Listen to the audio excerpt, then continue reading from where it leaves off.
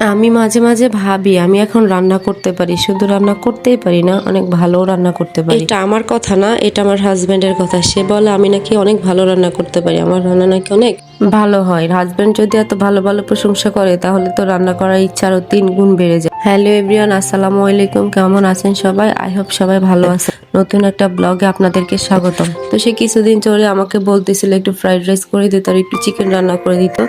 তো আজকে ভাবলাম যেহেতু তার আজকে বন্ধের দিন আছে, তো আজকে তাকে তার পছন্দের খাবারগুলো তৈরি কর। তো আমি সকাল সকাল উঠে চিকেনটা ফ্রিজ থেকে বের করে ভিজিয়ে নিলাম। যেহেতু আমরা মানুষ অল্প, তাই অল্প চিকেনই নিলাম। এখানে ফ্রাইড রাইস রান্না করা সবকিছু কেটে নিচ্ছিলাম, আর আমার কাটার মাঝে শেষ আমার সাথে দুষ্টামি করতেছিল।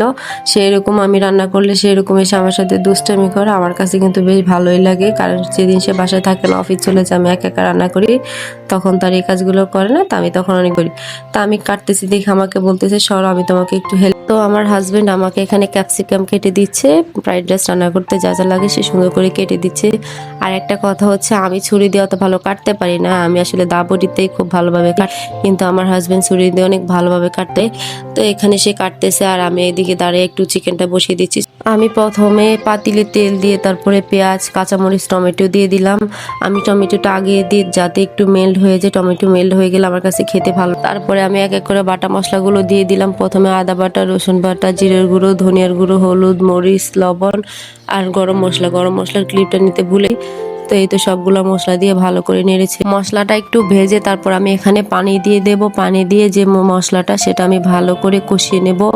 মশলাটা যত বেশি কষানো হয় তরকারিটা আসলে খেতে তত বেশি ভালো। চিকেনের মশলা কষাতে দিয়ে এদিকে আমি ফ্রাইড রাইসের জন্য সবকিছু রেডি করে নিচ্ছি। এখানে আমি 2টা ডিমকে ভেঙে স্ক্রাম্বল করে, এর মাঝে আমার মশলা কষানো হয়ে গেছে, তখন আমি এখানে চিকেনগুলো দিয়ে দেব। সুন্দর করে চিকেনগুলো দিয়ে ভালোভাবে নেড়ে তারপরে সেখানে ঢাকনা দিয়ে।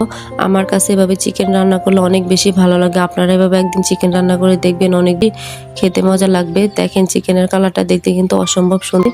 তা আমি এখানে ভালোভাবে নেড়ে ছেড়ে কিন্তু ঢাকনা দিই। এইদিকে আমি অন্য চুলায় ফ্রাইড রাইসটা বসিয়ে দিলাম। তো ফ্রাইড রাইস বসানোর জন্য প্রথমে একটু তেল দিয়ে তারপর হালকা করে একটু রসুন কুচি দিয়েছি। আমার কাছে ফ্রাইড রাইসে একটু রসুন কুচি দিলে অনেক বেশি খেতে ভালো। তারপরে দিয়ে দিলাম পেঁয়াজ কুচি, কাঁচামরিচ কুচি, একটা টমেটো। এগুলো একটু ভালো করে তেলে ভেজে নেবো। এগুলো ভালো করে তেলে ভেজে নেওয়ার পর এখানে দিয়ে দেব ফ্রাইড রাইসের জন্য রেডি করে রাখা অন্যান্য ইনগ্রিডিয়েন্টস গুলো। আমি আজকে ফ্রাইড রাইসে দিব ক্যাপসিকাম, গাজর, তারপরে বাঁধাকপি আর একটু মটরশুঁটি। তো সবগুলো একসাথে দিয়ে আমি একটু করে নেড়ে নিচ্ছি ভালো করে। তো এগুলো একটু নেড়ে নেওয়ার পরে আমি স্ক্রাম্বল করে রাখা ডিমগুলো দিয়ে দিলাম। তো ডিমগুলো দেওয়ার পর অনেকক্ষণ নেড়ে ছেড়ে এগুলোকে একটু মিশিয়ে নিচ্ছি সবগুলোর সাথে। আজকের রান্নাতে আমি আর এক্সট্রা কোনো মশলা দিইনি। ফ্রাইড রাইসে একটু সয়া সস, একটু টমেটো সস দিলে খেতে ভালো লাগে, কিন্তু আমার কাছে ছিল না তাই আমি দিতে পারিনি। থাকলে অবশ্যই দিতাম। আপনারা যদি রান্না করেন তাহলে অবশ্যই সয়া সস আর একটু টমেটো সস দেন। তো এখানে আমি ভাতগুলোকে গরম রান্না করে নিয়েছিলাম। আপনারা চাইলে আগের দিনের পুরনো বাসি ভাত দিয়েও করতেন, আবার চাইলে চিনি গুঁড়া চাল দিয়ে করতেন। তবে পোলাও চাল দিয়ে ফ্রাইড রাইসটা করলে খেতে বেশি ভালো লাগে। তো আমি আজকে এখানে ভাত রান্না করা যে চালটা ছিল ওটা দিয়ে করলাম। ভাত রান্না করে তারপরে করেছিলাম। আর লাস্টে আমি এখানে একটু ঘি অ্যাড করলাম। আমার কাছে ঘি দিলে বেশি ভালো লাগে। এটা দিলেও পারে, না দিলেও পারে না, এটা একদম। এদিকে আমার সব রান্না হয়ে গেছে। তো আমি আমার হাজবেন্ডের জন্য প্লেটে বেড়ে নিয়েছি, তাকে গিয়ে দেবো। দেখি সে খেয়ে কি বলে। এটা হচ্ছে আজকে আমার রান্নার ফাইনাল লুক। রান্নার কালার দেখে বলবেন যে রেটিংয়ে কত দিবেন। তো তারপরে তার কাছে নিয়ে গেলাম খাবারটা। তার এক্সপ্রেশনটা দেখেন, আমি রান্না করে দিছি, এতে সে অনেক বেশি আমার হাতে রান্না খেতে তার সবসময় ভালো লাগে। তো আজকের রান্নাটা খেয়ে সে কি বলে চলেন দেখি। সে কিন্তু রান্নাটা খেয়ে অনেক প্রশংসা করছে আর বলছে যে অনেক বেশি ভালো হয়েছে। তার খাবার খাওয়ার স্টাইল দেখলেই বুঝতে পারবেন যে আসলে কতটা ভালো।